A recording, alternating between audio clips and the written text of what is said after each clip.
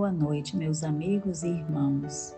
Que a paz e o amor de Jesus, o nosso Mestre Maior, faça morada em nosso coração em todas as horas da nossa vida. A mensagem de hoje é do Bispo de Perigueux, publicado na Revista Espírita, número 2, ano 4. O nome dele é Georges e ele diz: Fé. Eu sou a irmã mais velha da esperança e da caridade. Chamo-me a fé. Sou grande e forte. Aquele que me possui não teme nem o ferro e nem o fogo. É a prova de todos os sofrimentos físicos e morais.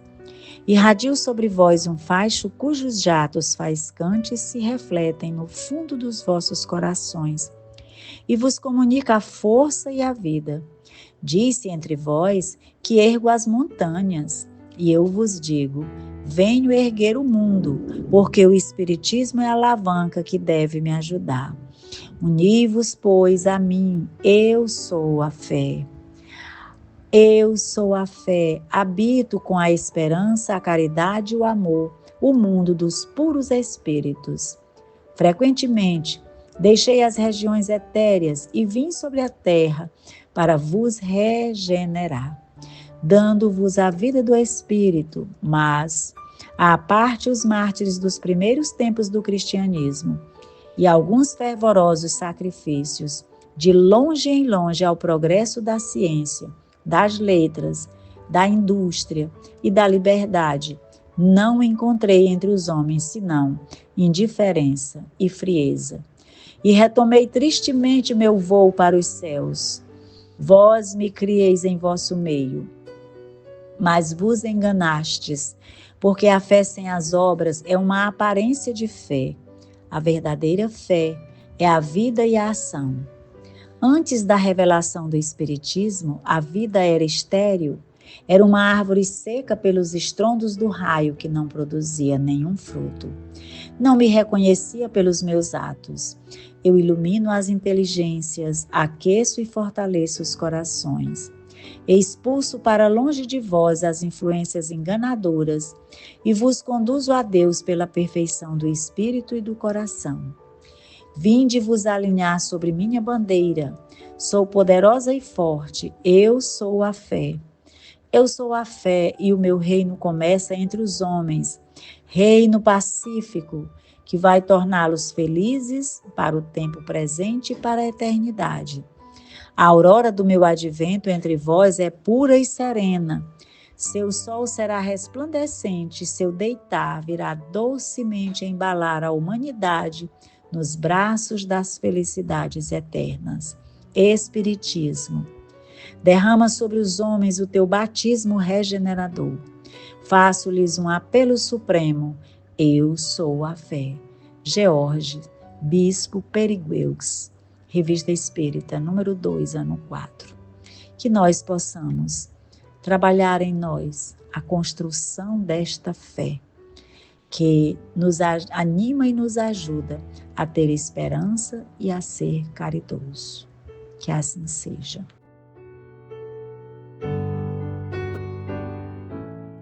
O Evangelho, segundo o Espiritismo, capítulo 22, não separar o que Deus juntou.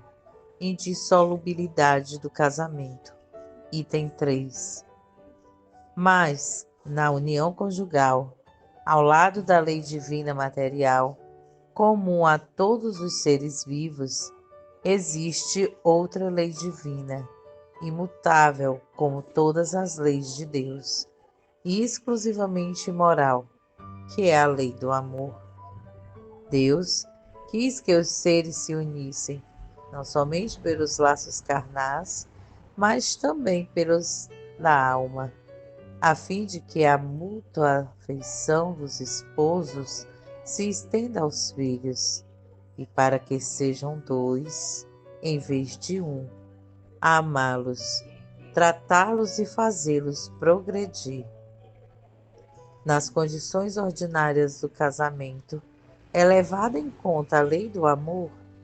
Absolutamente. Não se consulta o sentimento mútuo de dois seres, que se atrai reciprocamente, mas na maioria das vezes esse sentimento é rompido. O que se procura não é a satisfação do coração, mas a do orgulho, da vaidade, da cupidez. Numa palavra, todos os interesses materiais. Quando tudo corre bem, segundo esses interesses, diz-se que o casamento é conveniente e que as bolsas estão bem equilibradas. Diz-se que os esposos estão igualmente harmonizados e devem ser muito felizes. Mas nem a lei civil, nem os compromissos que ela determina podem suprir a lei do amor, se esta não presidir a união. Disso resulta frequentemente que aquilo que se uniu à força por si mesmo se separa e que o juramento pronunciado ao pé do altar se torna um prejuízo, se não foi dito como simples fórmula. São assim as uniões infelizes que se tornam criminosas. Dupla desgraça que se evitaria se, nas condições do matrimônio, não se esquecesse a única lei que o sanciona aos olhos de Deus, a lei do amor. Quando Deus disse: serão dois numa só carne, e quando Jesus advertiu: não separe o homem o que Deus juntou. Isso deve ser entendido segundo a lei imutável de Deus, e não segundo a lei instável dos homens. Olá, amigos! O capítulo 22, item 3 do Evangelho segundo o Espiritismo, intitulado Não separeis o que Deus uniu, trata do divórcio, mas não apenas no sentido legal da separação conjugal. Ele aprofunda o entendimento espiritual dos laços entre as pessoas e o verdadeiro sentido da união perante Deus. Não separeis o que Deus uniu. Jesus disse: o que Deus uniu, o homem não separe.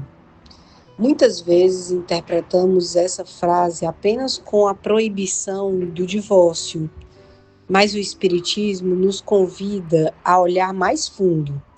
Nem toda união entre duas pessoas é sagrada, nem toda separação é erro. O que Deus une não é só pelo papel ou pelo altar. É a união das almas, dos corações que vibram na mesma sintonia, que têm um propósito comum de evolução, aprendizado e amor verdadeiro. Essas uniões são espirituais, são anteriores à vida atual e muitas vezes seguem por várias encarnações. Nelas, mesmo com dificuldades, há um sentimento de crescimento, de respeito, de compromisso real com o bem um do outro. Por outro lado, existem uniões que são apenas materiais ou sociais, feitas por interesse, vaidade, convenção ou até medo da solidão.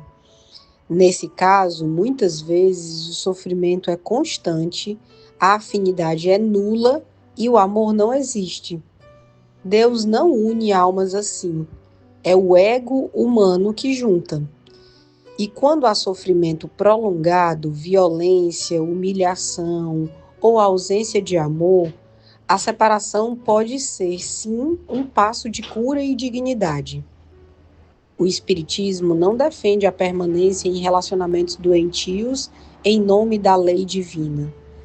Pelo contrário, ele convida a responsabilidade espiritual das nossas escolhas e relacionamentos. Unir-se a alguém deve ser um ato de amor e crescimento mútuo. Separar-se, quando não há mais base, pode ser também um ato de amor por si e pelo outro. Portanto, o que Deus une, o homem não deve separar. Mas o que os homens uniram por vaidade, medo, convenção, interesse, Deus permite que a vida se encarregue de transformar. Porque a verdadeira união não prende, ela liberta e eleva. Jesus amado, que não nos esqueçamos de te seguir nessa jornada terrena e o teu evangelho de luz seja nossa bússola, nos mostrando o caminho certo a seguirmos com amor e humildade. Abençoa, Senhor, os bons propósitos nessa existência, ilumina a casa que nos abriga e nos fortalece nos dias difíceis. Abençoa e fluidifica as águas que aqui se encontram, que ela nos alimente o corpo e o espírito. Dá-nos uma boa noite e fica conosco para sempre. Assim seja.